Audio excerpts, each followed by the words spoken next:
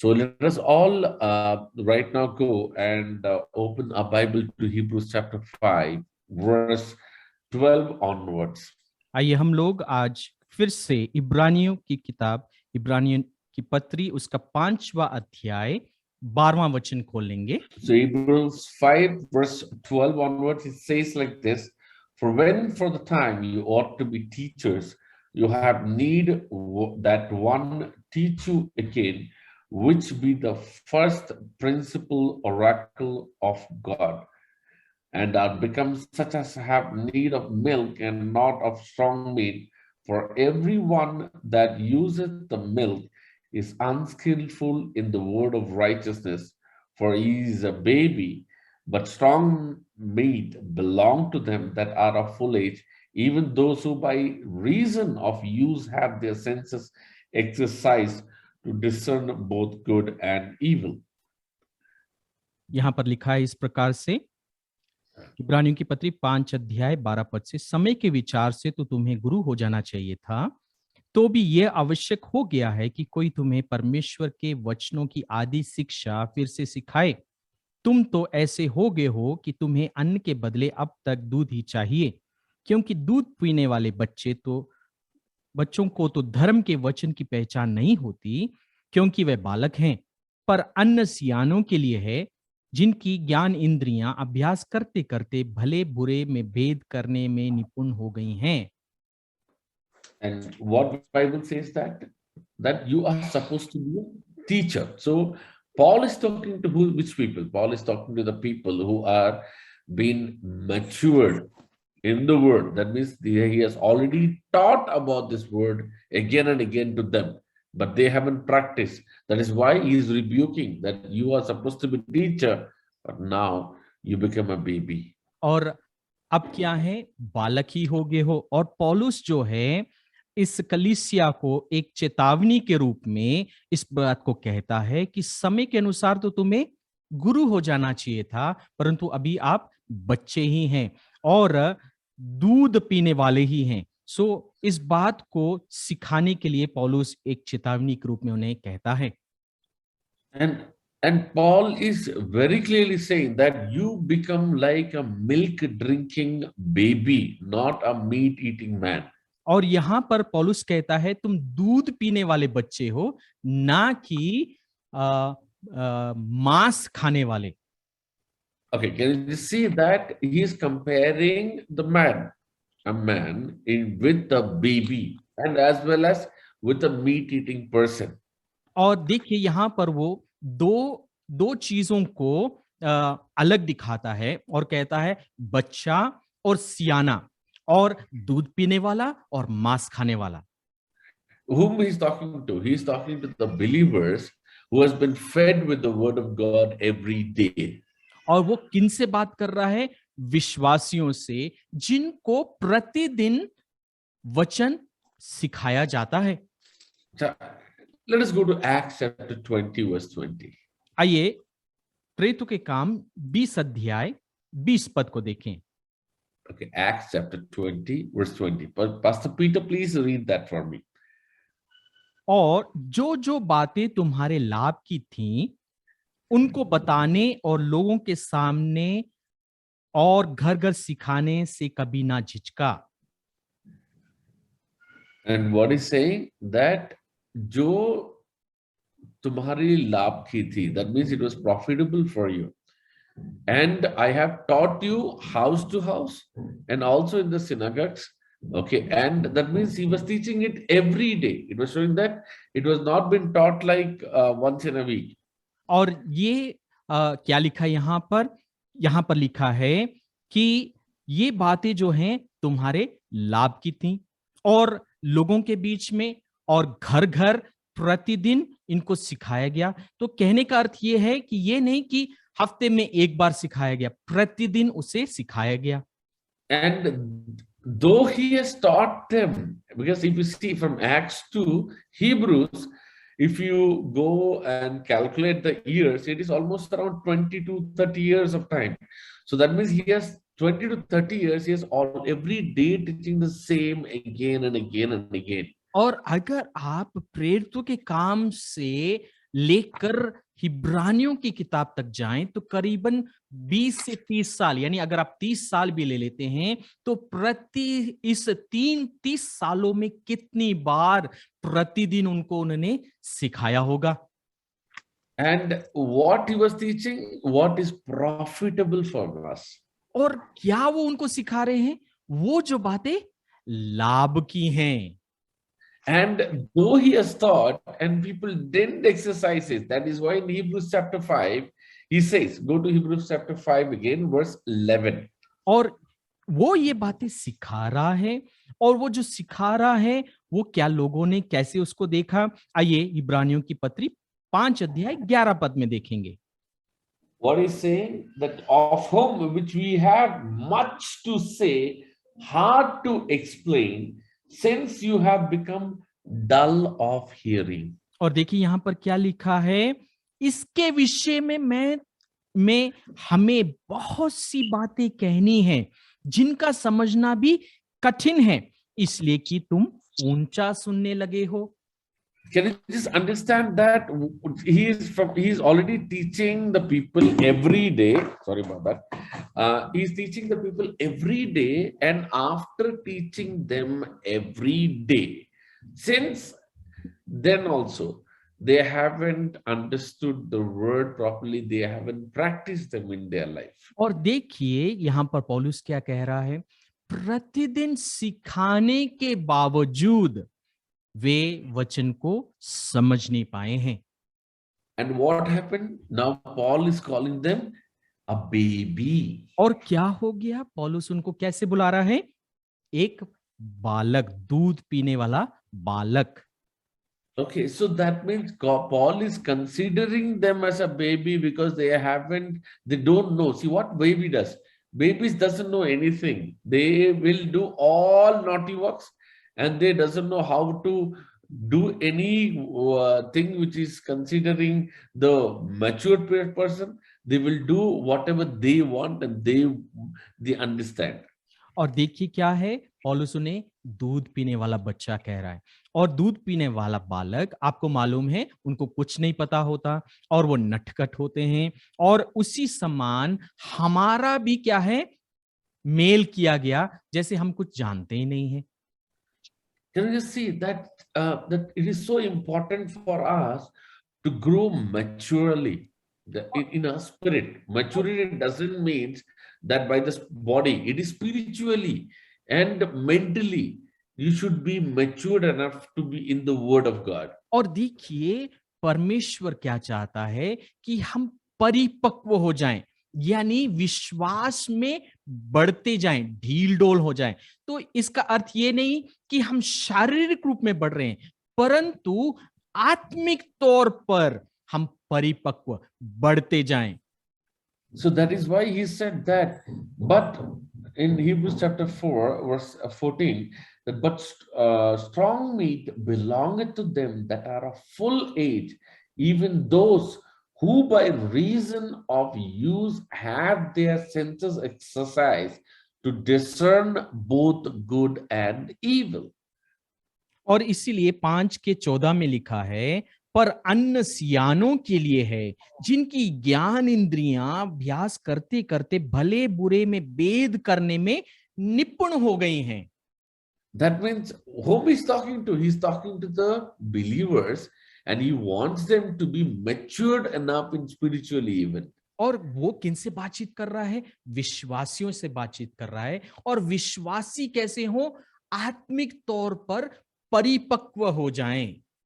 So practice is so much important in the eyes of God even, because if you don't practice, you cannot become a matured man. और देखिए अभ्यास या उसको बार बार दोहराना परमेश्वर की नजर में भी बहुत ही जरूरी है, क्योंकि अगर हम अभ्यास नहीं करेंगे तो हम उसमें निपुण या उसमें पक्के ना हो जाएंगे। Okay, what Bible says that the faith will come by hearing, and hearing the word of God. देखिए बाइबल क्या कहती है, विश्वास कैसे आएगा? विश्वास सुनना, और सुनना मसीह के वचन से होगा। Okay, just let me give an example. एक Okay, उदाहरण देता हूं। you start driving a car. When you start driving a car, what you do is that first you get inside the car, somebody has to teach you. This is called clutch, this is called brake, this is called the accelerator, this is the steering, and this is the gear level.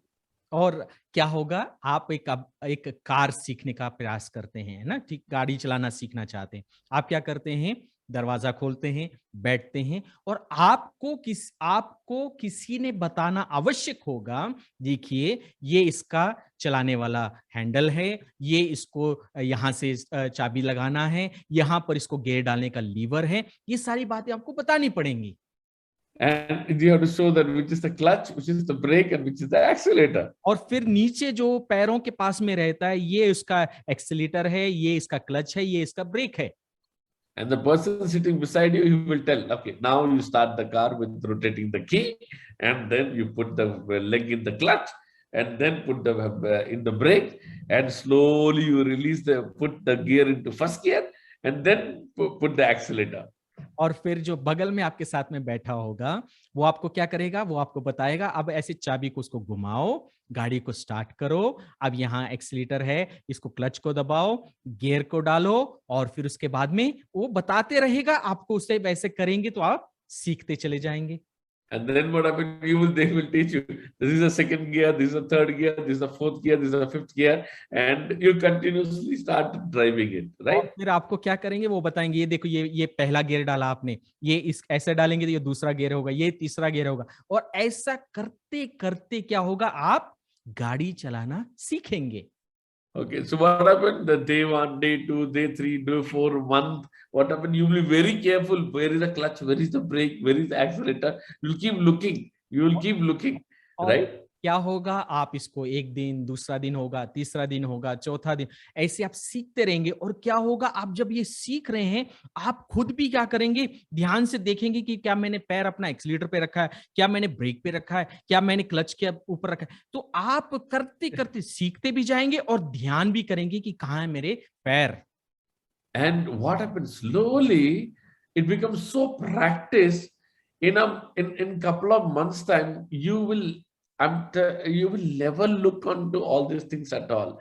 You will come, sit, you'll put your leg on clutch, you start the car, and you just drive. और फिर क्या होगा, एक दिन ऐसा आएगा, अब आप आएंगे, दरवाजा खोलेंगे, बिना आगे पीछे कुछ देखे, आपको पता है कि आप निपुण हो गए हैं, आप कार स्टार्ट करेंगे और बिना देखे गियर डालेंगे और सुर्ख से चल निकलेंगे। Because what happened now is that you already practice your senses. So your hand, your legs, your eyes, everything has been practiced. So you do not have to look into the clutch lever or clutch or gear lever or steering, nothing at all. You have been practiced.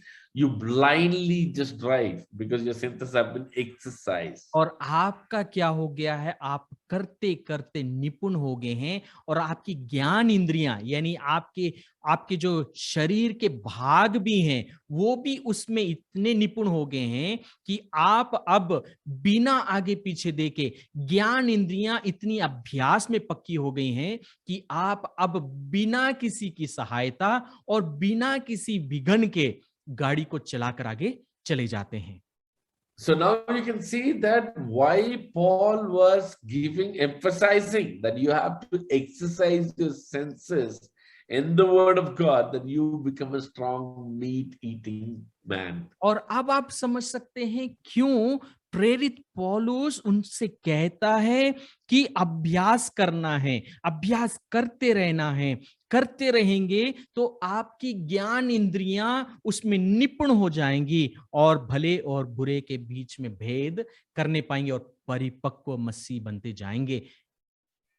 And now you can understand why it is so important, because without exercising your senses, you will not become a wordful man.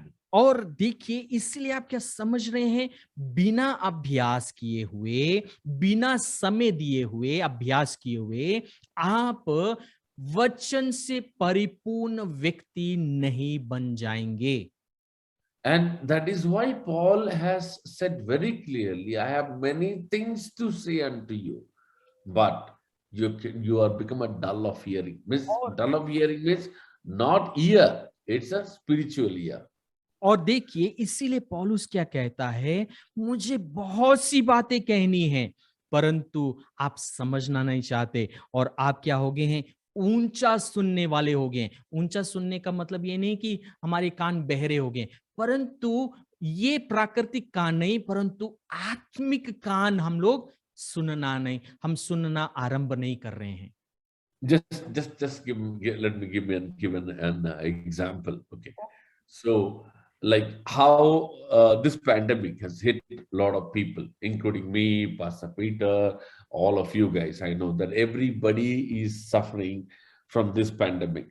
और देखिए उदाहरण के रूप में ये महामारी ने बहुत सारे लोगों को प्रभावित किया है, चाहे मुझे हो, पास्टर अनीश को हो, बहुत सारे लोग इस महामारी के कारण प्रभावित हुए हैं।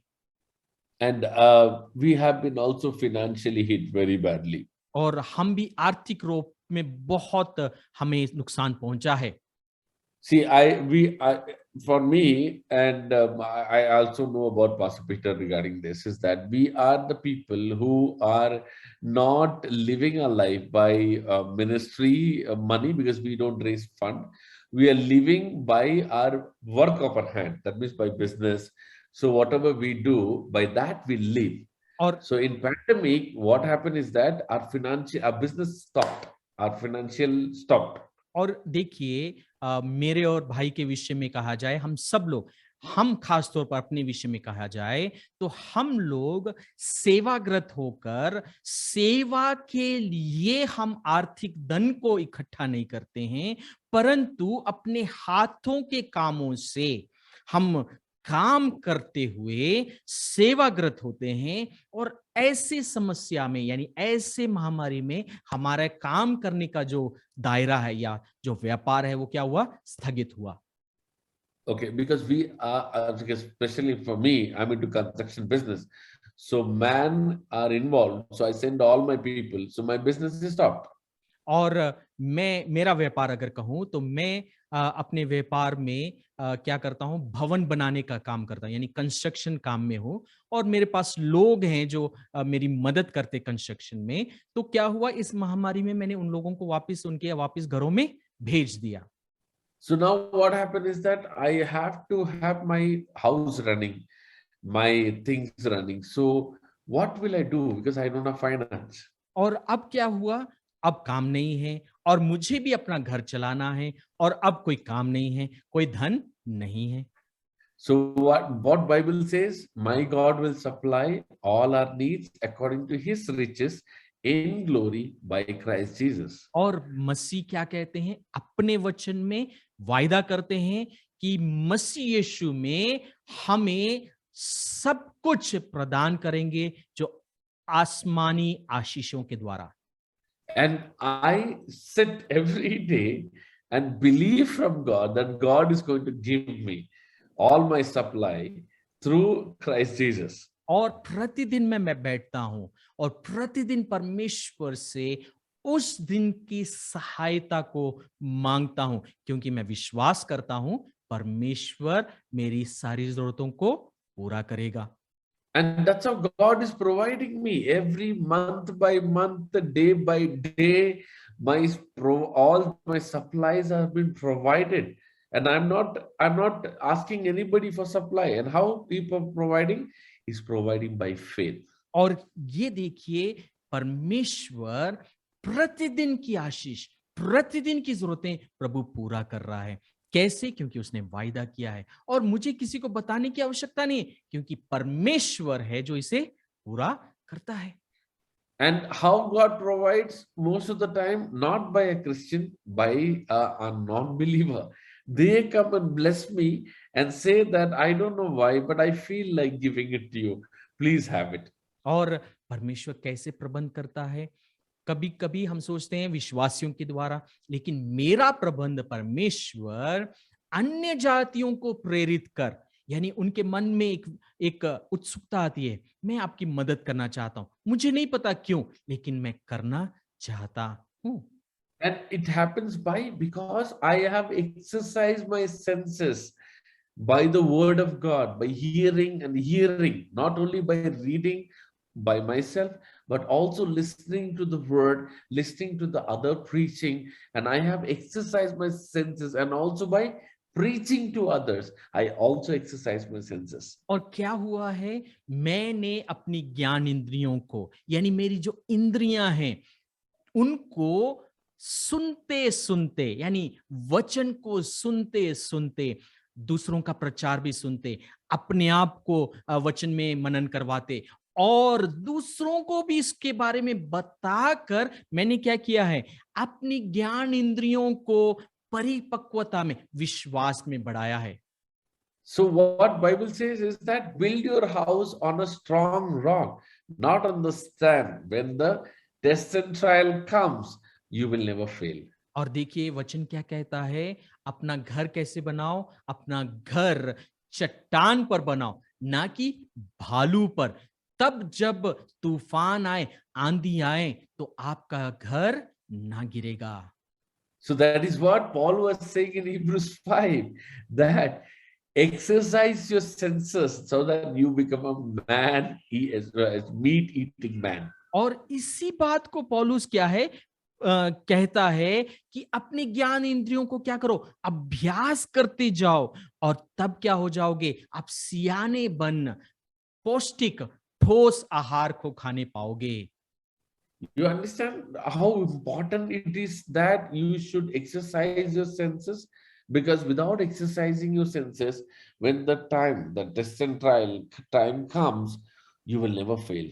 और देखिए इसीलिए अपनी ज्ञान इंद्रियों को अभ्यास करना है। जब परीक्षाएं आएंगी, समस्याएं आएंगी, तो आप क्या होंगे, आप गिरने ना पाओगे। That is why Jesus came and laid the foundation doctrine to us and given us this blessed foundation doctrine so that we can stand when the time comes. और इसीलिए प्रभु यीशु मसीह आए और उन्होंने इन बुनियादी बातों को हमारे बीच में रखा और हमें सिखाया, ताकि जब परीक्षाएं आएंगी तो हम ना गिरने पाएंगे। Okay, let us go to now to Hebrews chapter 6 verse 1 to 3. आइए हम लोग इब्रानियों की पत्री 6 अध्याय 1 से 3 पद को हम पढ़ेंगे। Let us continue in reading this. So it says what? Therefore, leaving the principle of the doctrine of Christ, let us go on to perfection, not laying again the foundation of repentance from the dead work and of faith towards God, of the doctrine of baptism and of laying of hands and of resurrection of the dead and eternal judgment. And this we will do if God permits. यहां पर लिखा है 6 अध्याय 1 से 3 पद में, इसलिए आओ मसीह की शिक्षा की आरंभ की बातों को छोड़कर हम सिद्धता की ओर आगे बढ़ते जाएं और मरे हुए कामों से मन फिराने और परमेश्वर पर विश्वास करने और बपतिस्माओं और हाथ रखने और मरे हुओं के जी उठने और अंतिम न्याय की शिक्षा रूपी नींव फिर से ना डालें। So what Paul is saying, that let us, whatever happened is happened, leave it aside. Now let us start again, because God give us again and again and again and again and again and again opportunity to get things right in our life. और अब क्या कह रहा है पौलुस, कहने का तात्पर्य क्या है, चलो हो गया, आपने सीखा नहीं, हो गया, लेकिन अब चलिए हम फिर से एक नया आरंभ करें, चलो हम इन बातों को पक्का सीखने का प्रयास करें। So till today we have learned up to repentance and from the dead work, and now we're going to start with faith towards God. और अब हमने क्या किया है, हमने कहां तक सीख लिया, हमने मरे हुए कामों से फिरने के विषय में सीख लिया, तो अब हमें विश्वास करने की बातों के ऊपर हम लोग ध्यान करें। What Bible says is that when you have faith, like first is that you should repent, then you should have faith towards God. और देखिए क्या है, पहला क्या होना है, मन फिराव होना है परमेश्वर की ओर, और दूसरा उसके बाद में चरण क्या है, परमेश्वर पर विश्वास रखना है। So after having faith towards God, you will get baptized. और जब आपने विश्वास कर लिया उसके उपरांत क्या होगा, आप बपतिस्मा लेंगे। So when you repent, after that, automatically your faith will be developed because you are accepting Holy Spirit inside of you. और देखिए जब आप मन फिराव को करते हैं तो आप क्या कर रहे हैं, अपने आप को परमेश्वर की ओर फेर रहे हैं और पवित्र आत्मा का बसना आपके अंदर होने पाएगा। So let us open our Bible to Habakkuk verse 2, chapter 2, verse 4. आइए मेरे साथ में हबक्कुक की किताब जो पुराने नियम में है। So Habakkuk chapter 2, verse 4, it says, Behold, his soul which is lifted up is not upright in him, but the just shall live by his faith. Habakkuk chapter 2, verse 4. Habakkuk की किताब 2 अध्याय 4 पद लिखा है, देख उसका मन फूला हुआ है, उसका मन सीधा नहीं है, परंतु धर्मी अपने विश्वास के द्वारा जीवित रहेगा। Okay, now let's go to Romans chapter 1, verse 17. Romeo 1:17 में हम जाएंगे। I want everybody to write it down. Okay, it's very important. So Romans chapter 1, verse 17. Romeo 1:17 यहां पर लिखा है, क्योंकि उसमें परमेश्वर की धार्मिकता विश्वास से और विश्वास के लिए प्रकट होती है, जैसा लिखा है, विश्वास से धर्मी जन जीवित रहेगा। Amen. And let us go to Galatians chapter 3, verse 11.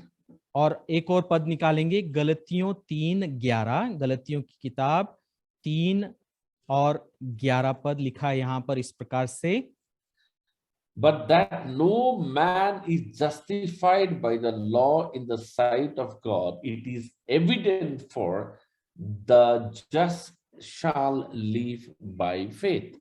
और 3:11 में लिखा है, पर यह बात प्रकट है कि व्यवस्था के द्वारा परमेश्वर के यहाँ कोई धर्मी नहीं ठहरता, क्योंकि धर्मी जन विश्वास से जीवित रहेगा। And one more verse, Hebrews chapter 10, verse 38. इब्रानियों 10:38 में लिखा है, Hebrews chapter 10, verse 38. Now the just shall live by faith, but if any man draw back, my soul shall have no pleasure in him. और यहां पर लिखा है, पर मेरा धर्मी जन विश्वास से जीवित रहेगा, और यदि वह पीछे हट जाए तो मेरा मन उससे प्रसन्न ना होगा। Can you see this? All these 4 verses, it is again and again confirming that just shall live by his faith. देखिए ये 4 अलग अलग अंश बाइबल में से जो हमने पढ़े, वो चारों अंश क्या कहते हैं, क्या दर्शाते हैं? वो कहते हैं कि धर्मी जन विश्वास से जीवित रहेगा। So Bible says very clearly that any word is written more than once, that means it's a confirmation from God. It is very important to God. और देखिए वचन में अगर एक से अधिक बार एक वचन दोहराया जाए, वो परमेश्वर की ओर से मजबूत या पक्का बयान है कि वो वचन बहुत ही जरूरी वचन है ईश्वर के लिए, परमेश्वर के लिए। So what Bible again and again it is saying that just shall live by faith. और देखिए You have to live by faith. Bible क्या कह रही है, बार बार इस बात को दोहरा रही है और क्या कहती है, हमें विश्वास से जीना है, विश्वास सहित जीना है।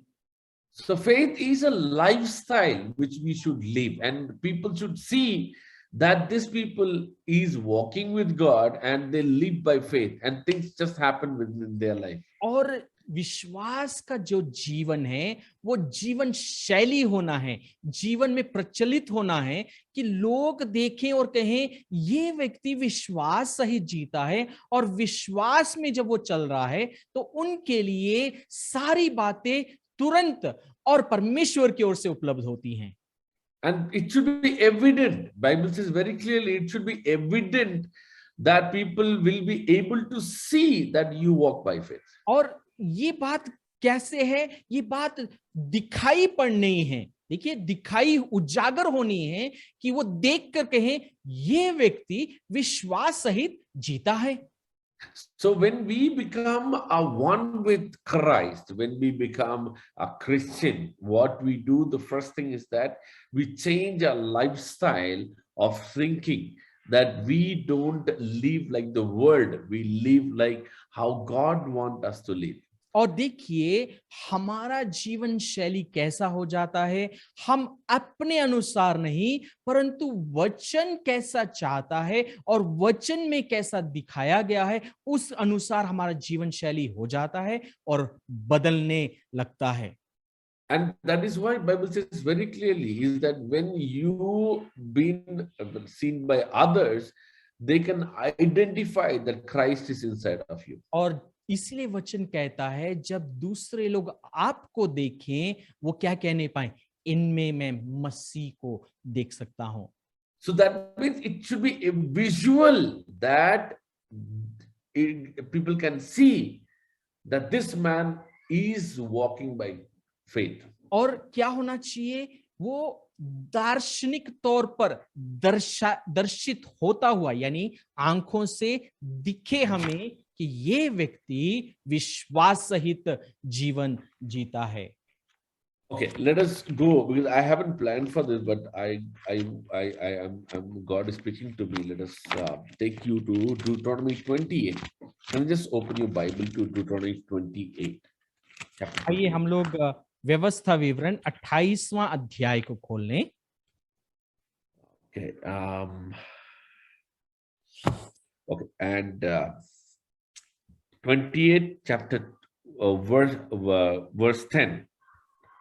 व्यवस्था विवरण 28 अध्याय 10 पद। And it says, then all the people of the earth shall see that you are called by the name of the Lord, and they shall be afraid of you. और यहाँ पर लिखा है, और पृथ्वी के देश देश के सब लोग ये देखकर कि तू यहोवा का कहलाता है, तुझसे डर जाएंगे। Can you just see that? It is written what? People can see that you are called by the name of the Lord, and they shall be afraid of you. यहाँ पर क्या लिखा है, लोग ये देखकर कि तू यहोवा का कहलाता है, तुझसे डर जाएंगे। Okay, let us go to one more verse. Okay, let us go to Genesis chapter 39. एक और वचन में हम जाएंगे, उत्पत्ति की किताब उसका 39वां अध्याय।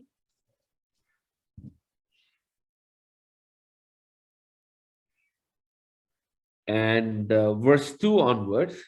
दूसरे वचन से It says the Lord was with Joseph, and he was a successful man. He was in the house of master of Egyptian, and his master saw that the Lord was with him, that the Lord made all he did to prosper in his hand. So Joseph found favor in his sight and served him. Then he made him overseer of his house, and all that he had put under his authority. और यहाँ पर लिखा है, यूसुफ अपने मिस्र स्वामी के घर में रहता था और यहोवा उसके संग था, इसलिए वह भाग्यवान पुरुष हो गया। और यूसुफ के स्वामी ने देखा कि यहोवा उसके संग रहता है और जो काम वो करता है उसको यहोवा उसके हाथ से सफल कर देता है। Can you see that again? It is said that they were able to see that the Lord God was with Joseph, and whatever he did, he prospered, and he found favor in the eyes of his master. और देखिए क्या लिखा है, उस मिस्र के स्वामी और उसके घर के लोगों ने यूसुफ को देखा कि क्या देखा कि परमेश्वर उसके संग है और वो जो कुछ करता है वो सफल होता है। So don't you think that Joseph was walking in the lifestyle of faith? तो आप क्या सोच नहीं सकते कि यूसुफ जो है विश्वास की जीवन शैली में है? That means he was walking 100% in faith. और इसका अर्थ ये है कि वो 100% विश्वास में चल रहा है। That is why Deuteronomy chapter 28 verse 10, it says that, what it says?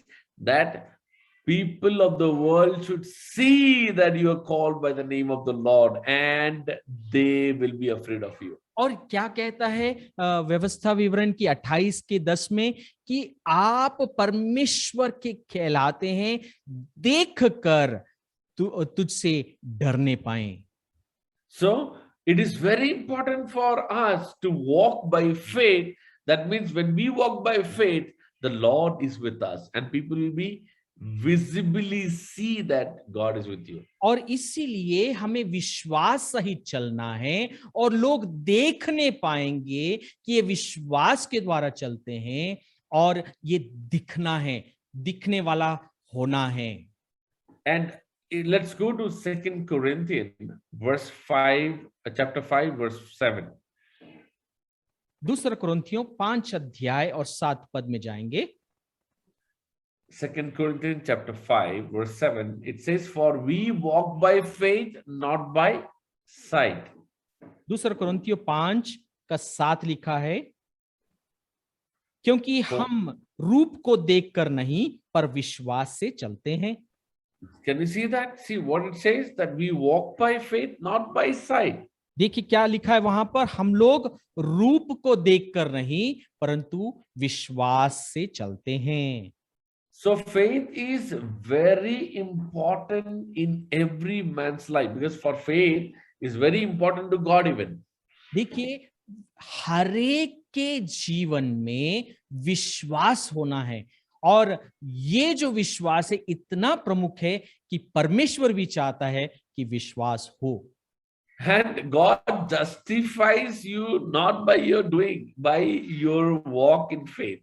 और परमेश्वर भी आपको क्या करता है, निर्धारित करता है या आपको जस्टिफाई करता है आपके कामों के द्वारा नहीं परंतु विश्वास के कारण। And that is why it says that if you walk by faith, you will never fail.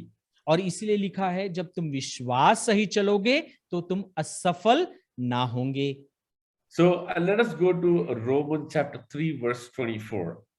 आइए हम लोग रोमियो 3:24 में जाएंगे। रोमियो 3:24 यहां पर लिखा है, being justified freely by his grace through the redemption that is in Christ Jesus. और यहां पर लिखा है रोमियो 3 का 24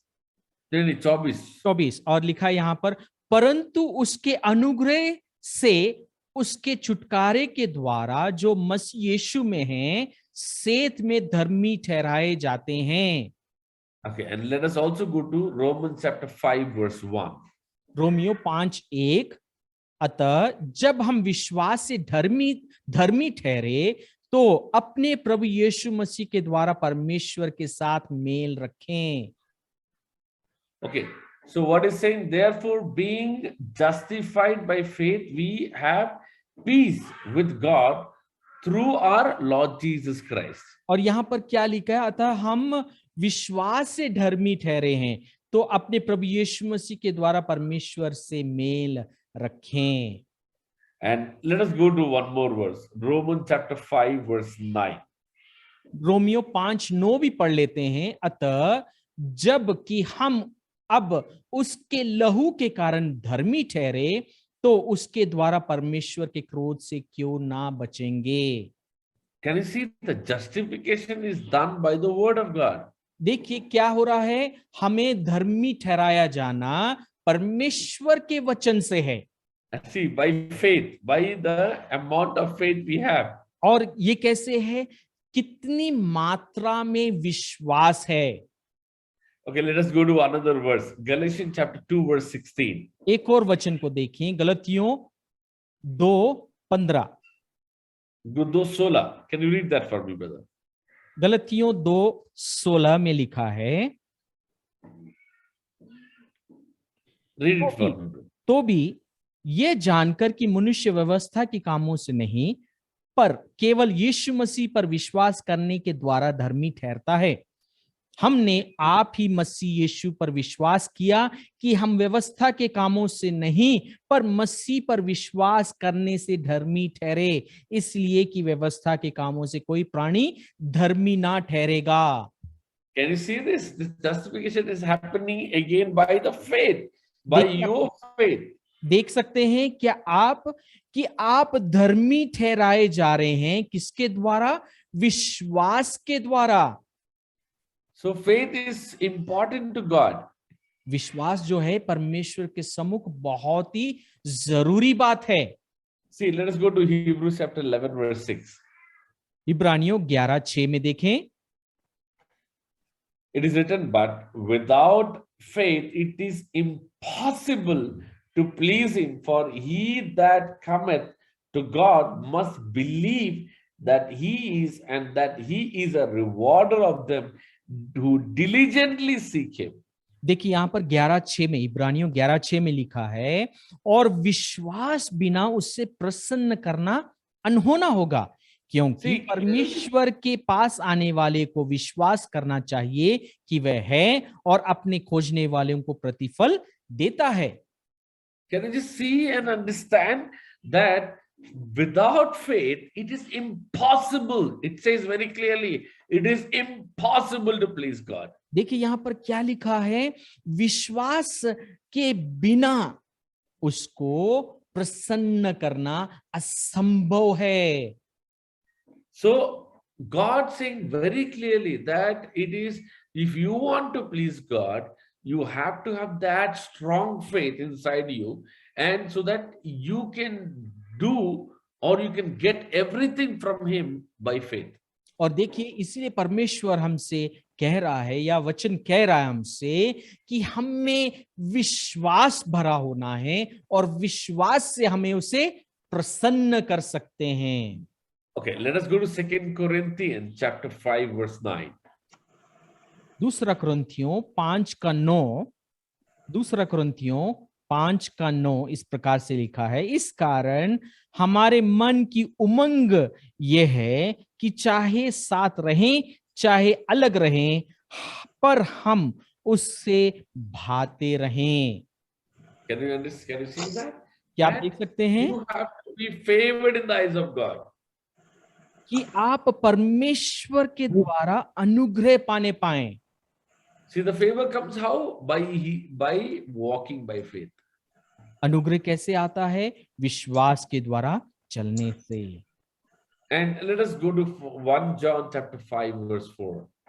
पहला यूहन्ना 1:4। पहला यूहन्ना 5 अध्याय verse 4. Can you read that, brother? पहला यूहन्ना 5:4।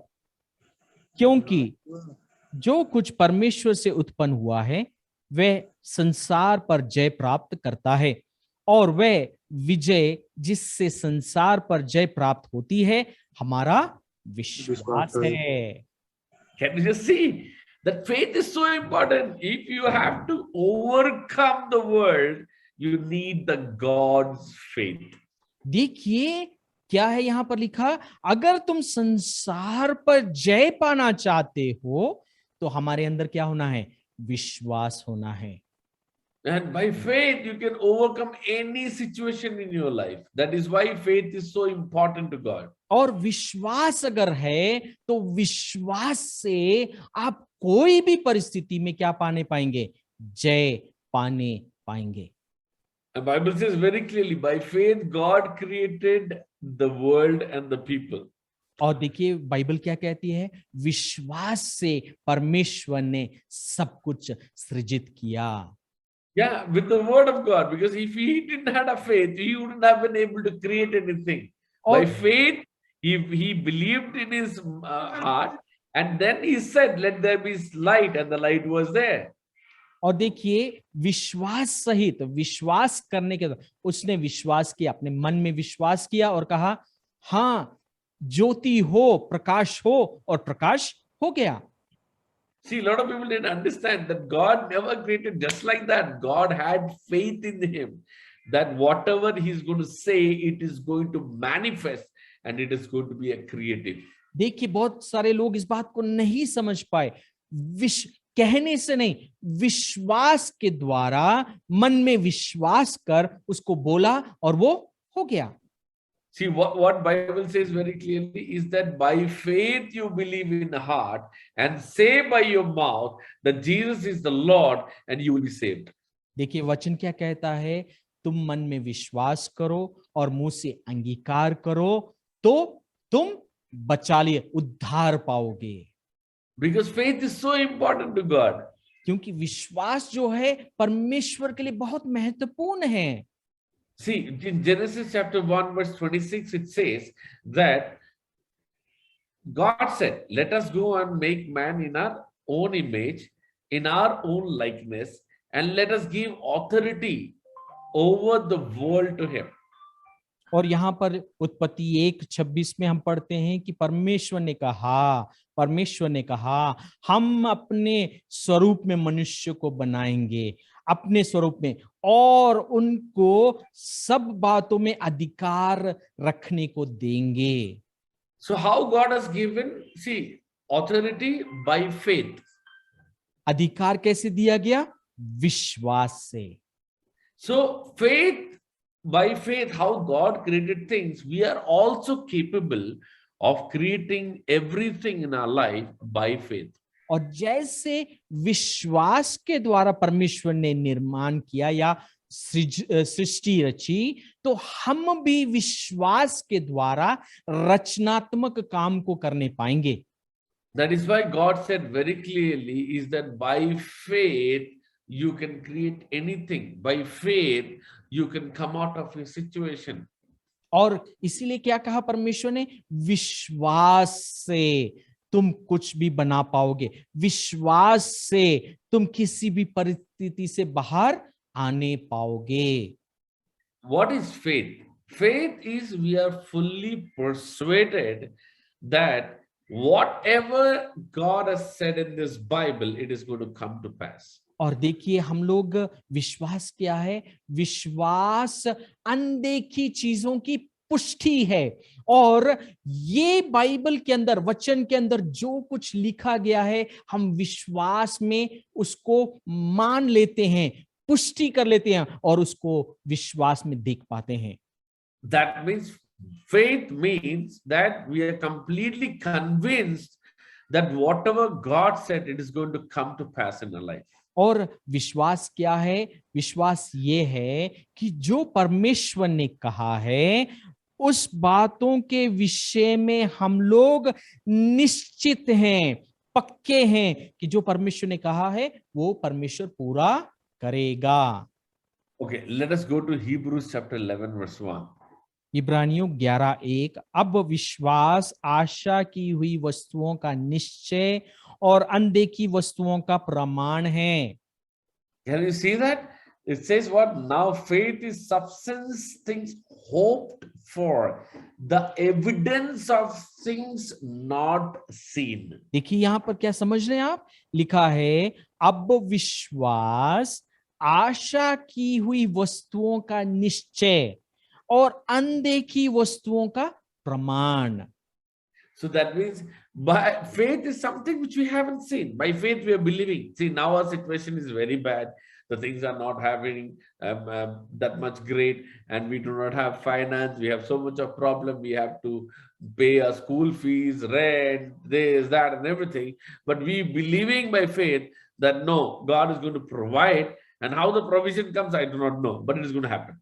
और देखिए हम विश्वास से, देखिए परिस्थितियां बहुत उजाड़ी हैं, हमें बहुत सारी चीजों के लिए हम लोग को आर्थिक समस्याएं भी हैं, चाहे किराया हो, बच्चों की फीस हो, परिस्थितियां हो, तो उन सबों के लिए हम क्या करते हैं?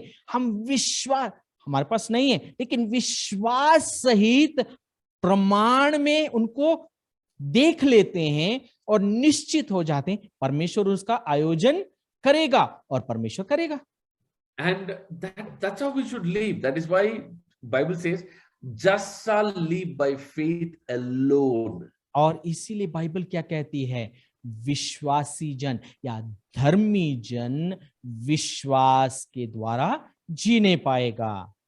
And by faith, you can overcome the world. The Bible says very clearly that you can overcome the world and you will be a victorious person.